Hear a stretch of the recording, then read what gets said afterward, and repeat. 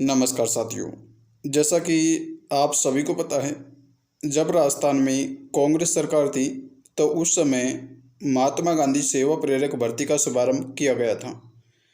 लेकिन भर्ती के शुभारंभ होते ही राजस्थान में इलेक्शन हुए और इलेक्शन होने के बाद कांग्रेस सरकार हार गई और बीजेपी सरकार जीत गई, अर्थात राजस्थान में बीजेपी की सरकार बन गई। इसलिए अब महात्मा गांधी सेवा प्रेरक भर्ती को बंद करके उसकी जगह अब अटल प्रेरक भर्ती का शुभारंभ किया गया है।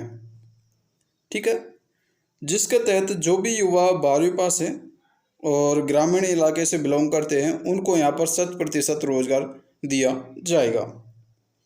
आप इस थंबनेल को थोड़ा ध्यान से देखिए। राजस्थान सरकार अटल प्रेरक भर्ती के तहत 12वीं पास युवाओं को देगी रोजगार, गांव में ही मिलेगी आपको ये नौकरी। यानी सीधी सी बात यह है कि आपको ये नौकरी आपकी ग्राम पंचायत स्तर पर मिलने वाली है। इससे संबंधित सरकार ने जो ऑफिशियल नोटिफिकेशन जारी किया है उसको आप एक बार देखें। चलिए, इस ऑफिशियल नोटिफिकेशन को आप थोड़ा ध्यान से देखिए। आपकी ये वैकेंसी पंचायती राज विभाग के द्वारा निकाली गई है। ठीक है, इसका ऑफिशियल नोटिफिकेशन आपको हमारे टेलीग्राम ग्रुप में देखने को मिल जाएगा, जहां जाकर आप इसे डाउनलोड कर सकते हो। सबसे पहले हम इसमें इम्पोर्टेंट पहले उसके बारे में बात करेंगे, यानी अटल ज्ञान केंद्रों का उद्देश्य क्या है। तो इसके तहत मैं आपको बता देना चाहूँगा कि ग्रामीण स्तर में एजुकेशन सिस्टम को सुधारने के लिए प्रत्येक पंचायत स्तर पर, ठीक है, एक ई लाइब्रेरी का शुभारंभ किया जाएगा। ठीक है, जिससे कि ग्रामीण स्तर के जो युवा है वहाँ पर बैठकर अच्छे से स्टडी कर सके, एक गवर्नमेंट जॉब के अच्छे से स्टडी कर सकें। ठीक है, तो प्रत्येक ग्राम पंचायत स्तर पर एक ई लाइब्रेरी का शुभारंभ किया जाएगा और इस लाइब्रेरी के रखरखाव और संचालन के लिए एक वैकेंसी निकाली गई है। ठीक है, जिसमें कि अटल प्रेरक भर्ती के नाम से हम जान रहे हैं। ठीक है, जो अटल प्रेरक भर्ती के थ्रू जो भी युवा लगेंगे उनका कार्य ये रहने वाला है कि जो लाइब्रेरी है उसका रखरखाव और संचालन, ठीक है, ये कार्य उनका रहने वाला है। चलिए आगे और हम बात कर लेते हैं इसमें क्या क्या लिखा हुआ है। ठीक है, चलिए यहाँ पर हमने आपको बताया था कि जो आपका चयन होगा इसमें आपका किसी प्रकार से कोई एग्ज़ाम नहीं होगा। ठीक है, चलिए वो उसके बारे में अलग से हम चर्चा करेंगे।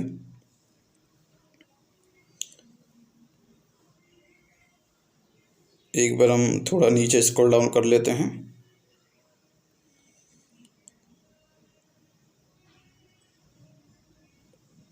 चलिए, यहाँ पर सिलेक्शन प्रोसेस और क्वालिफिकेशन आपके यहाँ पर दे रखी है।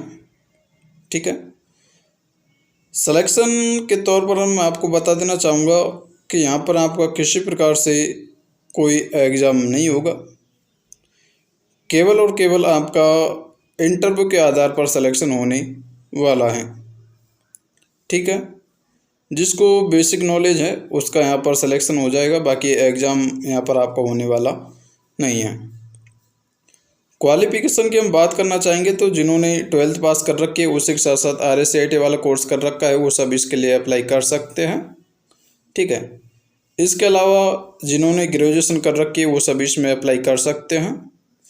आयु की बात करें तो न्यूनतम आयु इसमें 18 वर्ष रखी गई है और यहाँ पर साथियों प्राथमिकता दी जाएगी। ठीक है, यानी जिन्हों को प्रोफेशनल स्किल्स की नॉलेज है उन्हों को यहाँ पर जो है कि प्राथमिकता दी जाएगी। प्राथमिकता के तौर पर जिन्होंने यदि लाइब्रेरी वाला कोर्स वगैरह कर रखा है तो उनके यहाँ पर डेफिनेटली जॉब लगने वाली है। ठीक है, क्योंकि यहाँ पर स्पष्ट कर रखा है कि भाई प्रोफेशनल स्किल्स वालों को अब प्राथमिकता दी जाएगी। उसके अलावा सिलेक्शन प्रोसेस के बारे में हमने बात की है कि इंटरव्यू के आधार पर आपका इसमें सिलेक्शन होने वाला है, स्पष्ट रूप से यहाँ पर लिखा हुआ है। ठीक है, उसके अलावा जो ग्राम पंचायत के स्थायी निवासी है उनको यहाँ पर प्राथमिकता पहले जो है कि नौकरी दी जाएगी, उन्हें भी प्राथमिकता यहाँ पर दी जाएगी। ठीक है, उसके बाद दूसरी ग्राम पंचायत के बारे में जो है कि चर्चा की जाएगी कि भाई उसको लेना है या फिर नहीं लेना है। ठीक है, चलिए ऑनलाइन आवेदन की हम बात करना चाहें तो अभी इसके लिए ऑनलाइन आवेदन शुरू नहीं हुए हैं। जैसे ही इसके लिए ऑनलाइन आवेदन शुरू होंगे तो मैं आपको वीडियो के माध्यम से बता दूंगा। उसके अलावा उसमें हम चर्चा कर लेंगे कि आवश्यक दस्तावेज वगैरह क्या क्या चाहिए। तो फिलहाल इसके लिए कोई ऑनलाइन आवेदन शुरू नहीं हुए हैं। जैसे ही शुरू होंगे तो आपको सबसे पहले वीडियो के माध्यम से बता दिया जाएगा। ठीक है, चलिए उसके अलावा हम बात कर लेते हैं कि इसके लिए सैलरी क्या रखी गई है। तो सैलरी के तौर पर ये देखिए 9,300 रुपये प्रति माह आपको यहाँ पर मिलने वाला है। यूँ मान कर चले कि लगभग 360 रुपये प्रतिदिन आपको यहाँ पर मिलने वाले हैं।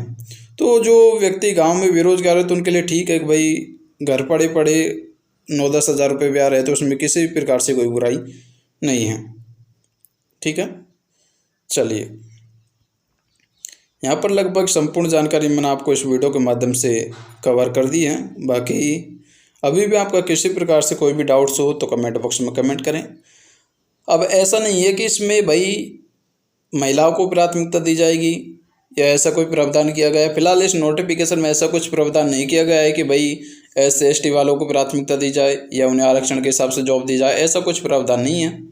बाकी फुल नोटिफिकेशन आएगा जिसमें कि जो है कि आवेदन कब से शुरू होंगे, ठीक है, आवश्यक दस्तावेज वगैरह क्या क्या चाहिए, वो जो फुल नोटिफिकेशन आएगा तो उसको आने के बाद आपको संपूर्ण जानकारी दे दी जाएगी। लेकिन फिलहाल विभाग की ऑफिशियल वेबसाइट पर इतना ही डाल रखा है जो मैंने आपको बता दिया है। ठीक है, मिलेंगे अगली वीडियो में नई जानकारी के साथ। तब तक साथियों, जय हिंद, जय भारत।